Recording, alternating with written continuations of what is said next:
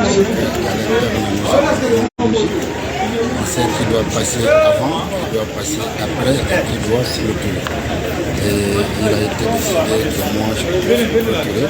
C'est pour ça que je devrais donc être le dernier avocat poser des questions au président de la.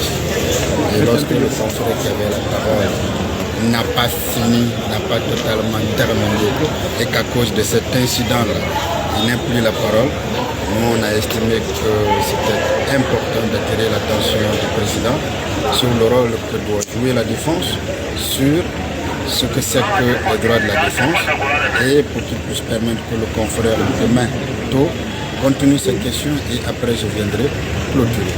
Il a compris et il a accédé à la demande. Justement, le président Ibrahima Solidé Tounkara a tenu aussi à vous rassurer en tant qu'avocat du capitaine Moussa Dadis Camara, rassurer notamment aussi l'accusé pour dire que l'incident provoqué par l'un de vos confrères à la personne de Maître Pepe Kolemou n'aura aucun incident sur votre client. Ça vous rassure?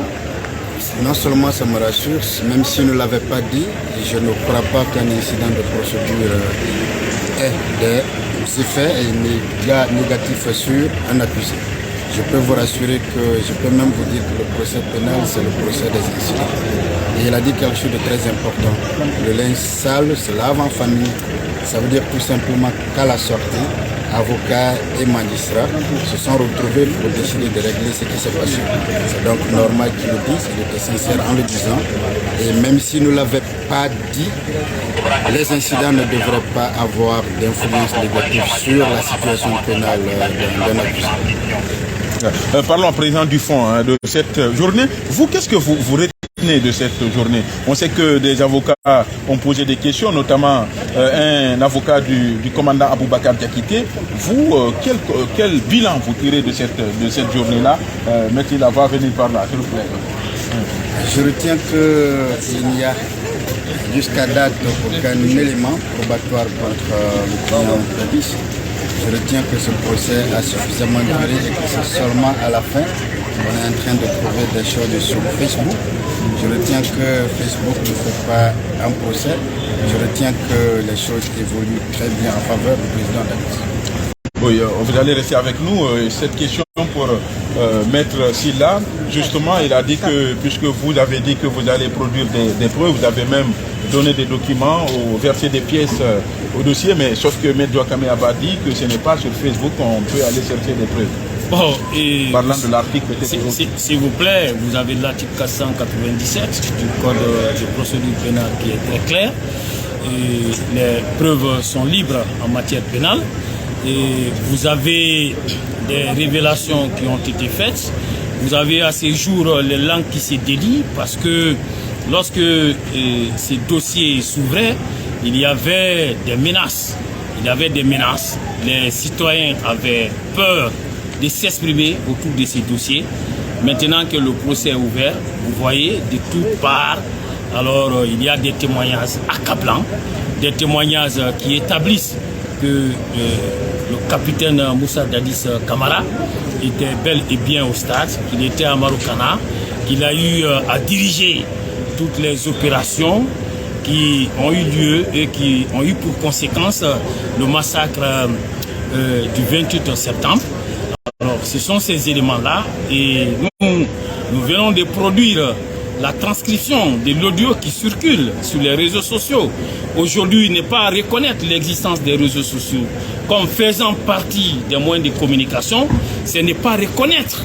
Et ce monde moderne, ça fait partie de notre quotidien. Et aujourd'hui, vous avez des témoignages qui fusent de toutes parts et vous n'avez qu'une partie pour le moment de ces témoignages que nous avons versés au dossier. Et ces témoins, au moment venu, ils ont promis qu'ils comparaîtront.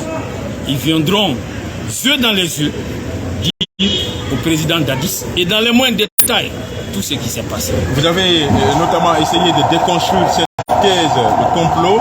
Je ne sais pas si vous êtes parvenu à le faire, mais je vais justement d'abord avoir la réaction de Maître Douakame par rapport à ce document produit, à ces preuves, à ces témoignages. Même si encore une fois votre client estime que c'est un non-événement, il parle même de scénario. Vous savez ce que c'est que le témoignage en droit, c'est la relation de ce qu'une personne sait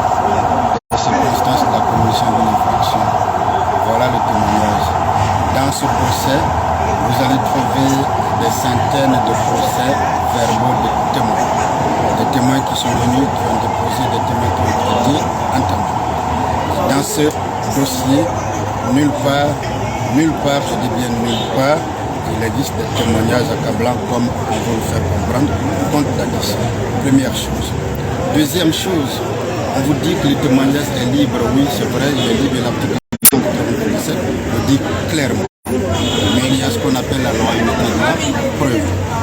Interrogez-vous, même si vous n'êtes pas des spécialistes du droit, après 10 ans, après 13 ans, pourquoi c'est seulement à la veille, à la fin de l'interrogatoire, à la barre d'un accusé, que des éléments tombent.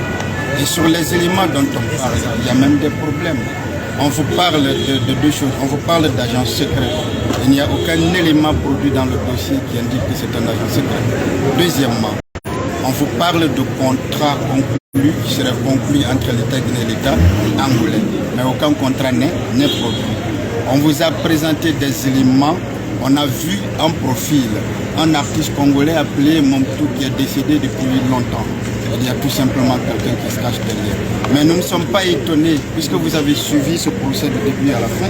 Vous saviez que dans sa narration des faits, le client, des confrères, et M. Aboubakar Toumba a fait allusion à un certain Congolais qui serait venu remettre et lui dire que le président Dadis aurait déposé telle liste à la CPI. On est tout simplement en train de nous faire comprendre, et ça c'est en faveur de Dadis, que depuis le début, aucun élément n'a été trouvé. À la fin, nous sommes en train de tout presser pour que des éléments tombent, quelle que soit leur origine, quelle que soit leur authenticité. Voilà pourquoi j'ai parlé de là. Justement, quand M. Dokame s'interroge sur l'opportunité, sur le timing même, pourquoi c'est maintenant que vous sortez ces documents? Et s'il vous plaît, je voudrais vous dire que ce ne sont pas des nouveaux éléments. Je voudrais dire qu'il y a des victimes qui ont parlé et les procès verbaux figurent au dossier. Il n'y a pas plus tard qu'hier, Maître Amadou Kouri faisait état du procès verbal d'une victime qui confirme la présence du président Dadis et Amadou Kana. Donc s'il n'y a rien de nouveau, les éléments qui sont en train d'être versés au dossier, ces éléments ne viennent que pour réconforter ce qui existe déjà au dossier. Et je voudrais dire que les dispositions du code de procédure pénale permettent de recevoir des témoins, et même en dehors des témoins acquis au débat. C'est la loi qui le permet. Ce n'est pas parce que nous inventons, c'est ça les règles de la procédure. Qu'est-ce que vous avez pu obtenir du capitaine Moussa Dadis Camara aujourd'hui?